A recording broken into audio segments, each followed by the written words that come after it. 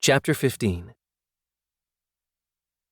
I'm cold, so I go in the cabin and cover myself with a blanket. When I no longer feel the cold, it's my stomach that begins to trouble me. It's empty and, worse, it's going to stay that way, for I dare not venture out. Elena might be lying in wait behind the kitchen door. If I fall asleep, I won't feel the pain in my tongue, or the one in my belly, or the one in my heart. But sleep doesn't come. As any Egyptian would, I try counting donkeys. 1 donkey, 2 donkeys, 3 donkeys, 4 donkeys, 5 donkeys, 6 donkeys, 7 donkeys, 8 donkeys, 9 donkeys, 10. I doze off, but have nightmares. In one, my tongue is so swollen I can't eat the roast chicken placed in front of me. In another, Elena is hitting me on the head with a huge rose. In yet another, the steam room becomes a train station with a steam locomotive puffing smoke in my face, blinding and choking me. Mercifully, a bray wakes me up. Forgetting where I am, I look for a donkey. But of course, there are no donkeys here. I hear the sound again. It's not a bray, but a woman's cry. Elena's? I have to investigate. I get out of the boat, leave the attic, creep down to the first floor, and put my ear to the door of the bedroom. All is quiet in there, but for the familiar sound of the high priest's snores. 1 low snore, then a pause, 2 low snores in a row, and another pause, 3 loud snores in a row with a longer pause. To make doubly sure the cry I heard wasn't Elena's, I open the door and peek. She's there, sleeping soundly, which means she isn't lying in wait for me behind the kitchen door. I close the door to the bedroom, go to the servants' staircase, and down the corridor to the kitchen, where I make myself a peanut butter sandwich. But when I take a bite, I feel a sharp pain in my tongue. The pain is so bad I can't eat. I spit the morsel into the kitchen sink, grab a pot cover to use as a mirror, and stick my tongue out. It's red and swollen. As I dispose of my sandwich in the bin, I sense a presence and quickly turn. A shadowy figure disappears down the corridor. I run after it. It's gone. But there's an odor. It's familiar, but I can't identify it. I follow it up the servants' staircase to the main hall and into the library over to the fireplace. The back wall of the fireplace is open. The odor is coming from the secret passage. I enter and see the steps leading up toward the bedroom. There are also steps going down. The high priest forgot to mention them? Or they weren't here before? Following the odor, I descend to a narrow landing. I must be as deep as the basement by now, but the steps continue. The way down is long. I feel as if I've descended to the bowels of the earth by the time the steps end. They've led me to a small door. I get up on my hind legs, hold my breath, and slowly turn the handle. It's an ancient Egyptian tomb. The ceiling and walls are painted with scenes that celebrate life, scenes of harvest, hunting, and fishing. In the middle of the ceiling is a disc representing the sun. From it stretches human arms, and from the hands come sun rays, just as in my dream. The tomb is lit by oil lamps placed on high, narrow tables, each an exact replica of an ancient one. The smell of incense is overpowering, but it's not the odor that led me here. Why is the tomb here? And where's the sarcophagus? Curiosity and fascination overcome my fear, and I move further inside. At the far end of the hall is a bed. Each side is shaped like a leopard. On the wall behind it, painted in gold, is the same image of the sun with outstretched arms. The odor that led me here is stronger than ever. I feel someone is watching me. I swallow hard and slowly turn. Standing before me is a woman in a hooded white woolen robe. The hood has been pulled over her head, and she hides her face with her hands. I climb onto the bed so I can reach her face and take her hands down.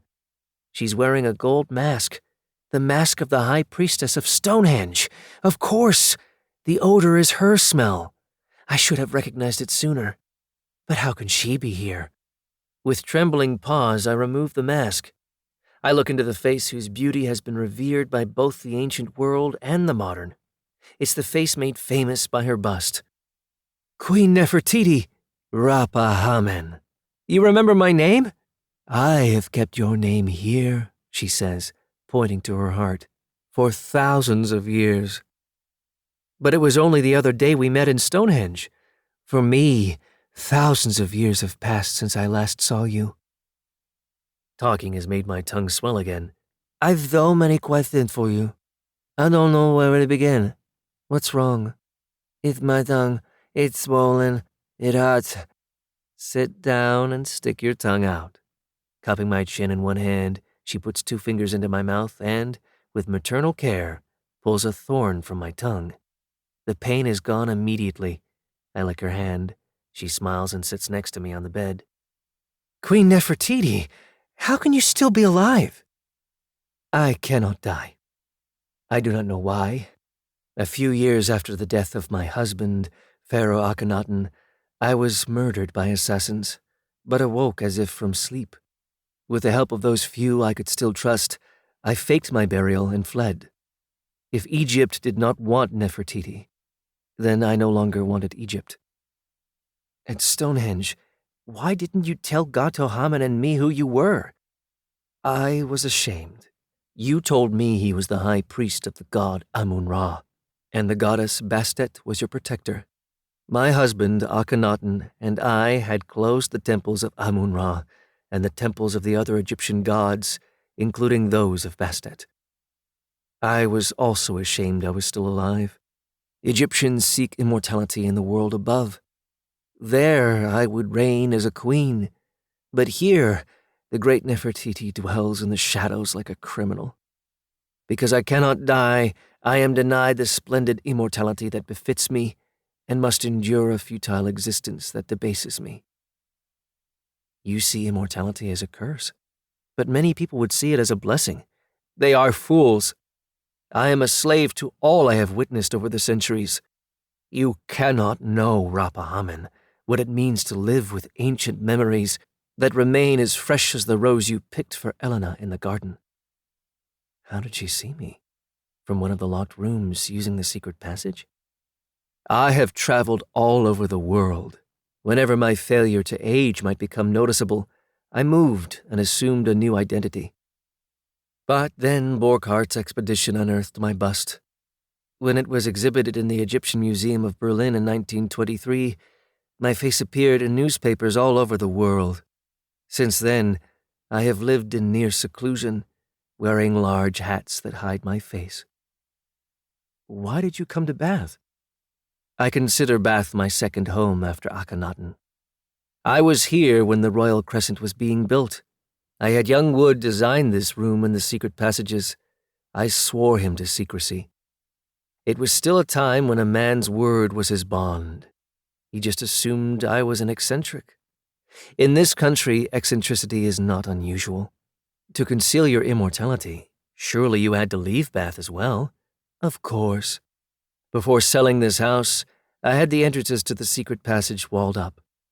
I missed Bath and longed to return. When the house was again for sale, I bought it.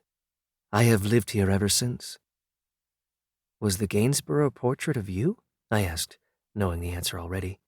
Did you alter the face after your bust was discovered? Yes. I posed for Gainsborough while he was living here in Bath. He would not accept payment. He said that being allowed to bask in my exotic beauty was more than payment enough. I had treasured his gift for a century and a half, and could not bring myself to destroy it. But I had to alter the face. Nefertiti has told me so much, but I still have a question. Was it you who appeared to me in my dreams and in the mirror in New York? Yes. It was my unbearable, indescribable pain defying time and distance. But why me? You are the one. The words sound familiar. I am the one? What does it mean? She takes a deep breath, then slowly lets it out. Just after World War II, I was on the Paddington train on my way back to Bath. The only other person in my compartment was a young woman blinded by bomb shrapnel during the Blitz. She told me something she said she had told no one else. Her blindness had left her with psychic powers. If she touched someone or was touched, she would see the person's future. That doesn't answer my question. Please let me finish, Nefertiti says, raising her hand. The conductor came into the compartment to check her ticket, and their hands touched. When he left, she was very upset. I asked her what she had seen. Death, she said, very soon. Like you, she'd been cursed with a gift. Yes, she told me she tried her best to avoid being touched, but because she was blind, she was constantly being offered an arm or a hand. She was taking the train to Bristol, where she would live with an older sister in seclusion. Nefertiti sighs deeply before continuing her story. I did not dare touch her, afraid she might discover my secret. The train arrived at Bath. We said goodbye, and a porter took my bags. I was walking along the platform when I realized I had taken her gloves. I ran back to the compartment, but the train had begun to move. The window was down, and I yelled to her to take the gloves. She reached for them, and our hands touched. Her face suddenly went pale. With her opaque eyes staring into darkness, she uttered the words that have haunted me ever since. Neither man nor beast will set you free, but the hybrid in between. I immediately remembered you from Stonehenge thousands of years in the past, and knew that Nanette meant you. The blind woman's name was Nanette? In New York City, I met a blind woman named Nanette at an old people's home. When I touched her, she screamed, "You are the one! You are the one!" I thought she was raving. Nanette saw into your future as she had seen into mine. You, a hybrid of man and animal, are the one who will set me free. When the high priest read the tarot cards for me, he said the fool meant that who I was would determine where my journey would take me. I'm the hybrid Nanette foresaw, and Nefertiti has brought me to Bath. I had to wait for the 21st century to search for you, she continues. In Stonehenge, you had told me the first name of the woman you lived with in New York City.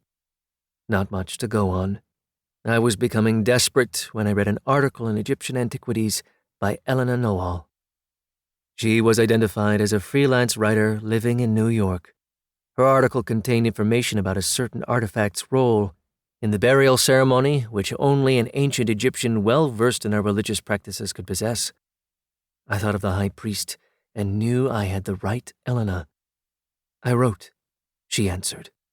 You know the rest. Is John aware of who you are and who I am? Of course. He is my loyal servant, a descendant of the priests of Stonehenge. And there is something you should know about John. His hobby is making replicas of Egyptian artifacts. She seemed to be suppressing a smile. And he sells them to a dealer at the flea market. The bust of Nefertiti was his. When he saw it on the mantelpiece and said, "Amazing," he was admiring his own work.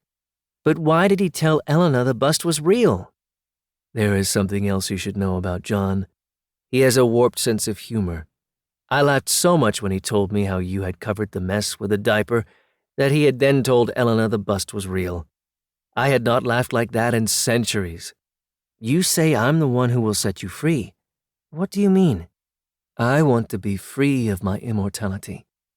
There is only one way to achieve that, and you are the only one who can do it. The look on her face tells me what she wants of me. Never, I cry.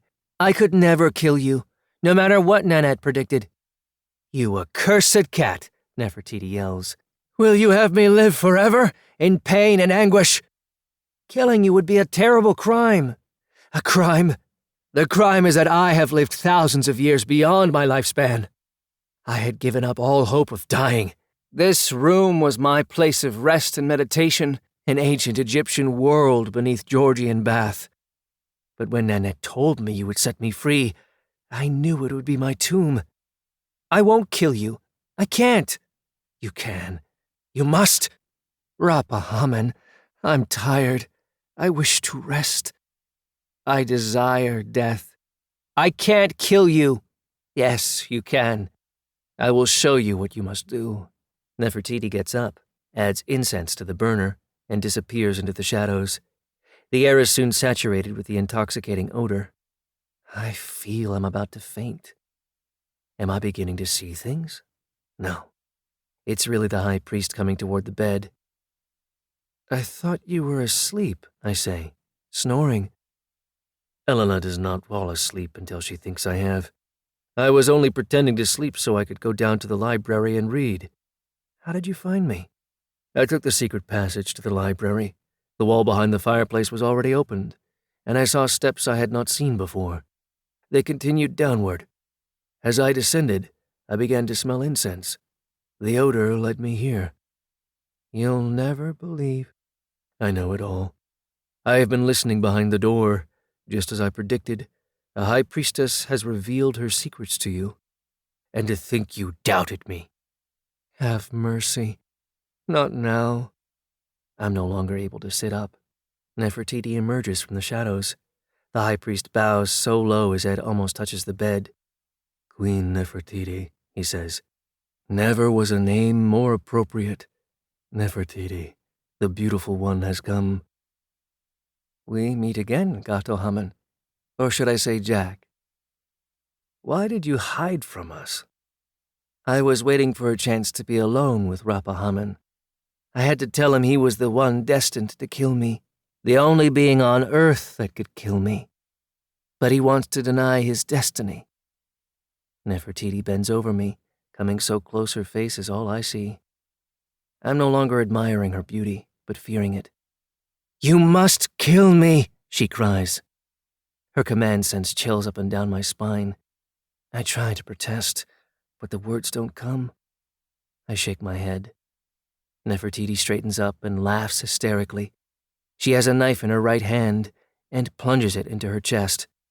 Blood begins to flow from the wound, staining her gown. The last thing I see before losing consciousness is the high priest rushing to her side.